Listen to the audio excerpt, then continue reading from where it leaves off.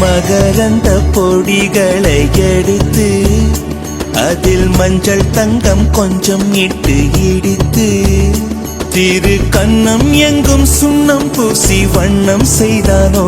ஒரு கோடி பூக்கள் கொண்டு ஜோடி பூக்கள் செய்தானோ உன் உதடு சேர்ந்தால் பூப்படையும் வார்த்தை